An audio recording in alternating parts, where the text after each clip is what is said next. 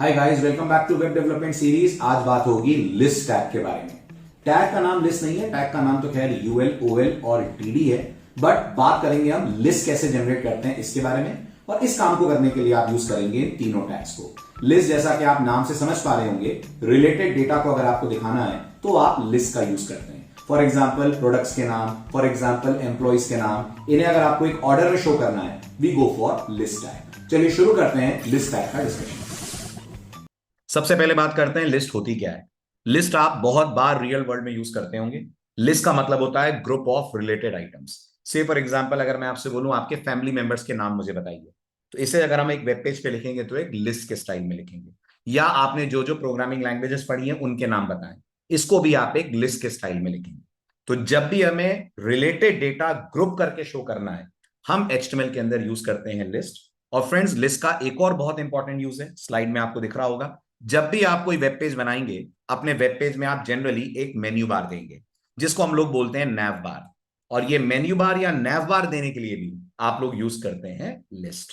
तो लिस्ट के जनरली दो पर्पज हुए, ग्रुप ऑफ रिलेटेड डेटा दिखाने के लिए, या वेबसाइट पे कोई मेन्यू बार बनाना है तो ये भी आप बनाएंगे with the help of list. अब आता है अगला पॉइंट, एचटीएमएल में लिस्ट कितनी तरह की होती है। तो फ्रेंड्स, एचटीएमएल में आपको लिस्ट तीन तरह की मिलेगी। एक कहलाती है अनऑर्डर्ड लिस्ट, एक कहलाती है ऑर्डर्ड लिस्ट, एक कहलाती है डेफिनेशन लिस्ट। अनऑर्डर्ड लिस्ट क्या होती है? ये वो लिस्ट होती हैं जिसमें आइटम आएंगे तो, लेकिन किसी ऑर्डर में नहीं आएंगे, और आपको ऑर्डर चाहिए भी नहीं। जैसे मैं आपसे बोलता हूं मुझे दुनिया के कोई 5 कंट्रीज के नाम बताइए। अब आप 5 कंट्रीज के नाम किसी भी ऑर्डर में ले सकते हैं, जरूरी नहीं है किसी एक सीक्वेंस में आए। ऐसी स्थिति में आप यूज करेंगे अनऑर्डर्ड लिस्ट। लेकिन अगर मैं आपसे बोलता हूं इंडियन क्रिकेट टीम के प्लेयर्स के नाम बताइए जिस ऑर्डर में वो बैटिंग पे आएंगे, उस केस में आप यूज करेंगे ऑर्डर्ड लिस्ट। सबसे ऊपर शुभमन गिल, रोहित शर्मा, विराट कोहली, इनका एक ऑर्डर है बैटिंग का। अगर ये फॉलो आप करेंगे तो आप यूज करेंगे ordered list. Last but not the least आती है डेफिनेशन लिस्ट। आप इसे तब यूज करोगे जब आपको एक टर्म और साथ में उसकी थोड़ी सी डिस्क्रिप्शन या डेफिनेशन देनी है। से फॉर एग्जांपल आप किसी कंपनी के लिए वेबसाइट बना रहे हैं, उस कंपनी में जो जो पोजीशन होल्डर्स लोग हैं, जीएम, मैनेजर, डीएम, चेयरपर्सन, जो भी है, उनके लिए आप एक एक नाम और साथ में उनका देंगे डिस्क्रिप्शन। इन चीजों के लिए आप यूज करते हैं डेफिनेशन लिस्ट। या आपने बुक्स के पीछे ग्लॉसरीज देखी होगी, वो अगर आप एचटीएमएल में लाते हैं तो आप यूज करेंगे डेफिनेशन लिस्ट। तो लिस्ट कितनी तरह की? तीन तरह की, अनऑर्डर्ड, ऑर्डर्ड और डेफिनेशन। अब बात करते हैं लिस्ट जनरेट करने के लिए हम टैग कौन सा यूज करेंगे। तो फ्रेंड्स, अगर बात अनऑर्डर्ड लिस्ट की जाए, तो अनऑर्डर्ड लिस्ट जनरेट करने के लिए the tag to be used is UL. Full form आप इजीली समझ पा रहे होंगे। यूएल का फुल फॉर्म होता है अनऑर्डर्ड लिस्ट, राइट। अब अनऑर्डर्ड लिस्ट के अंदर अगर आपको आइटम दिखाने हैं, जो ऑब्वियस सी बातें दिखाने हैं, तो आप इसका चाइल्ड टैग यूज करेंगे which is L I, where L I stand for list item. एक एल आई टैग से आप अनऑर्डर्ड का एक चाइल्ड जनरेट करते हैं।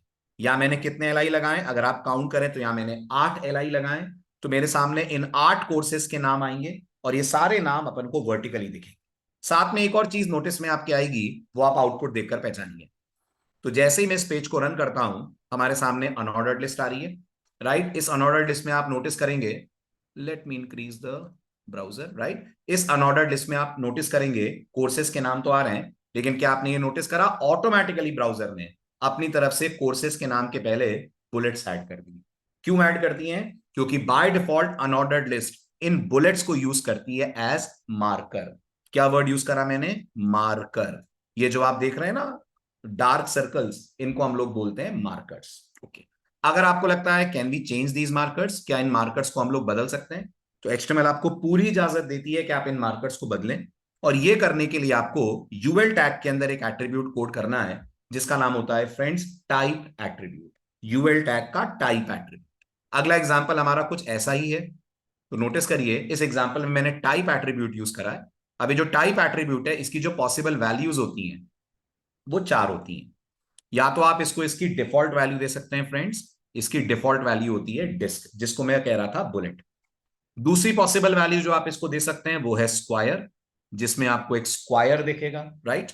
तीसरी पॉसिबल वैल्यू इसकी हो सकती है सर्कल।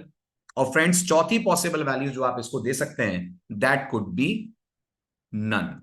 नन देने का क्या पर्पज है? नन देने का पर्पज ये है कि मुझे कोई मार्कर नहीं चाहिए।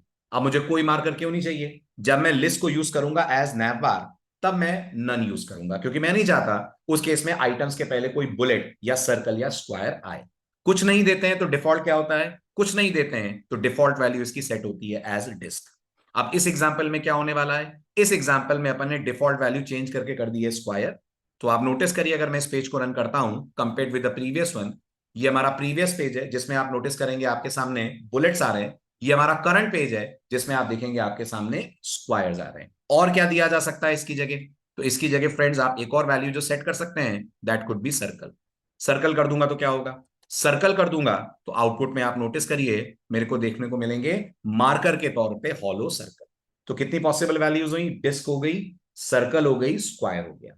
इसके अलावा जब आप सीएसएस पढ़ेंगे तब आप और बहुत तरह के मार्कर अपने लिस्ट आइटम के आगे लगा सकते हैं। बट एचटीएमएल में हम ये तीन ही तरह के मार्कर देते हैं, या कोई मार्कर नहीं चाहिए तो हम सेट कर सकते हैं वैल्यू को नन। तो मैं आपको नन भी करके दिखा देता हूं। अगर मैंने कह दिया यूएल में टाइप इक्वल टू नन, और अब मैंने इस पेज को रन करा, तो आप देख पाएंगे आउटपुट विंडो में अब हमारे सामने लिस्ट तो आ रही है लेकिन मार्कर लेस लिस्ट आ रही है। Okay, this is all about unordered list.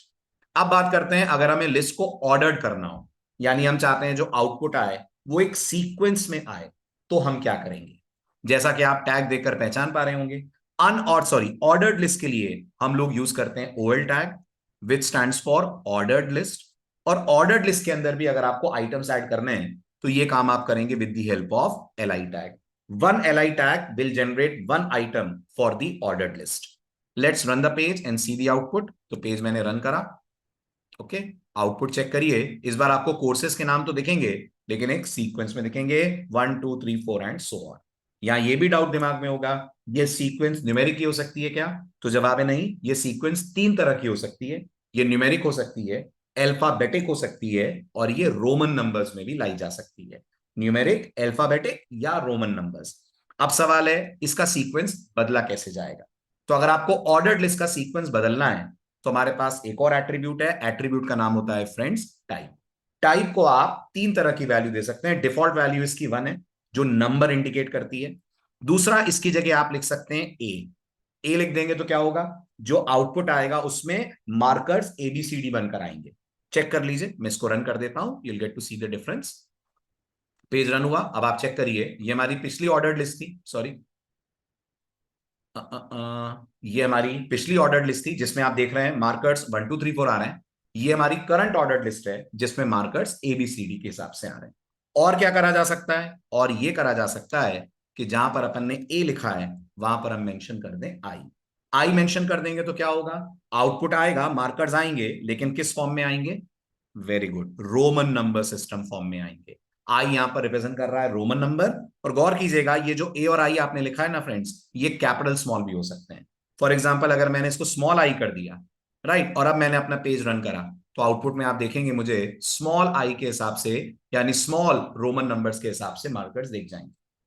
अब यहां भी एक क्वेरी ये आती है कि क्या यहां हम ये बता सकते हैं कि हमें कहां से नंबरिंग शुरू करनी है।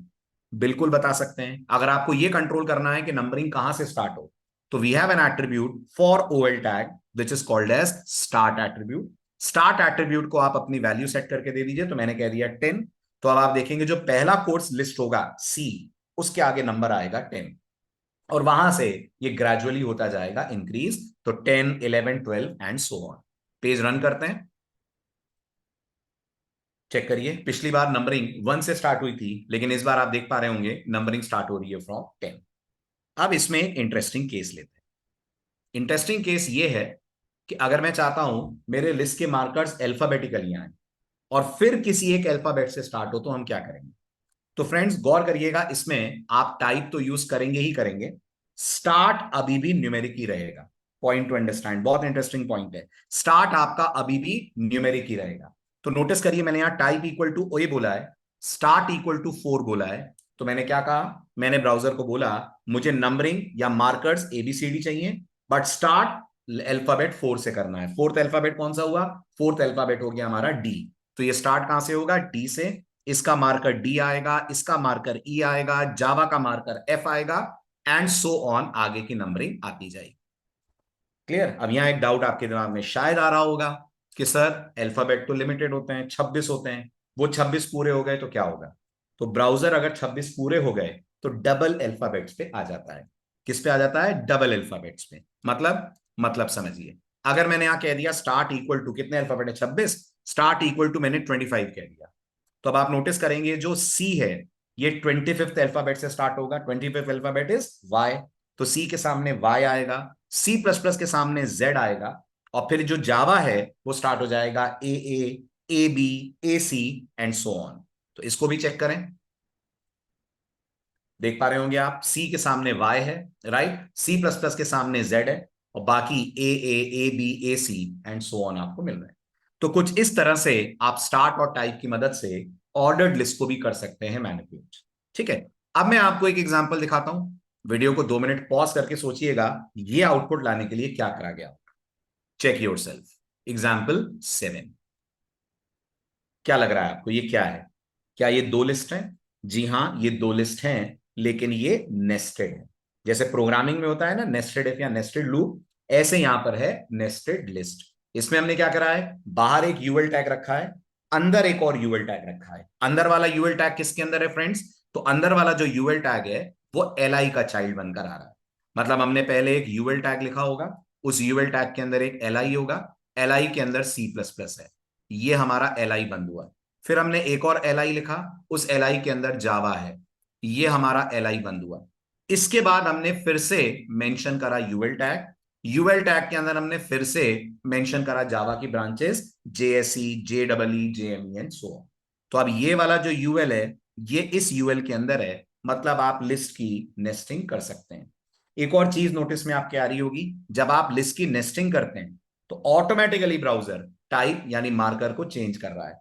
बाहर वाली लिस्ट के लिए मार्कर यूज कर रहा है वो बुलेट यानी डिस्क, अंदर वाली के लिए यूज कर रहा है सर्कल। और गेस करिए अगर इसके अंदर मैंने एक और लिस्ट ऐड कर दी तो, अगर मैंने इसके अंदर एक और लिस्ट ऐड कर दी तो फिर ब्राउजर ऑटोमेटिकली यूज करने लगेगा स्क्वायर्स को। देखिए आप, ये ब्राउजर का अपना डिफॉल्ट बिहेवियर है। एग्जांपल 7 की बात हो रही थी, है ना, तो मैंने क्या करा, जेएसई के अंदर मान लीजिए एक और यूएल ऐड कर दिया, है ना, और जेएसई के अंदर मैंने कर दिया JDK 8, जावा के मैं यूज कर रहा हूं एलआई के साथ, सॉरी, जावा के मैं यूज कर रहा हूं LTS वर्जन्स। तो जेएसई में एक JDK 8 हो गया, एक हो गया हमारा जावा का JDK 11। अगर जावा करी हो आपने तो आप जानते होंगे इस बारे में, बाकी कोई दिक्कत नहीं है, जस्ट कंटेंट फिल करना है मुझे, तो इसलिए मैं ये यूज कर रहा हूं। देन वी हैव JDK 17, जावा का नेक्स्ट LTS, सो LI JDK 17। और अभी जो लेटेस्ट LI चल रहा है, सॉरी LTS चल रहा है, दैट इज जावास JDK 21।